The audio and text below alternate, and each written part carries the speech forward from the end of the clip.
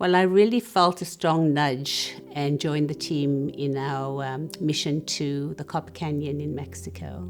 When we first started going there, the women in particular were very shy. They never really made eye contact with us. There was very little smiling and laughing. It kind of stood off at a distance.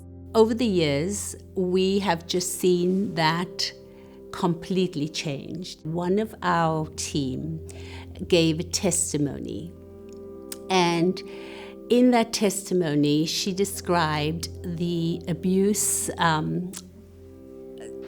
to herself. We watched this woman, and there was just sadness in their eyes, and you could tell that they were just hanging on every word. When the women had first come in, I remember looking at them and thinking, wow, some of them looked like they were kind of bruised, and I discovered that there was quite a bit of abuse that was going on at that time. When this team member of ours relayed her testimony and told her story and how her hope, all her life just turned around because of her hope in Christ, she was able to gather strength to do what she needed to do. And I think it was a breakthrough because at that moment, there was a connection.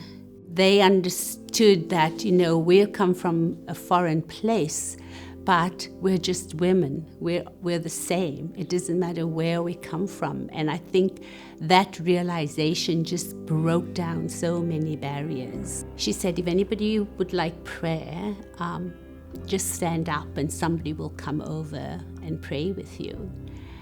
And every woman stood up, including the teenage girls that were with them. The Spirit of God was in that place.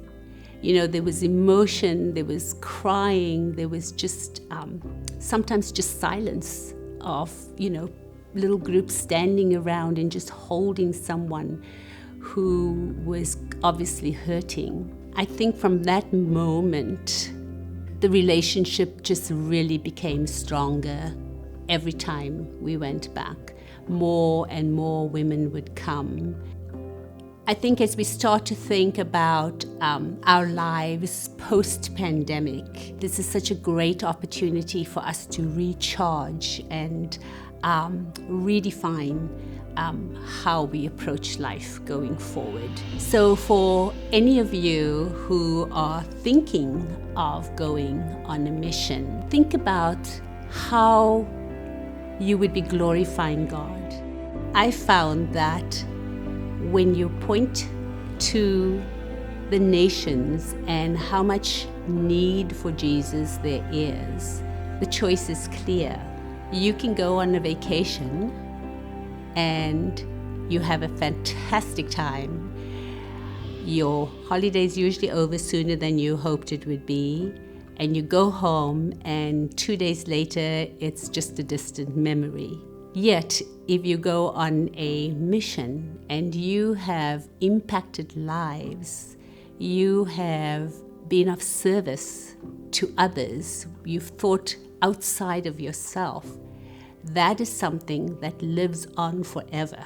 You will be returning home, but you've left something behind.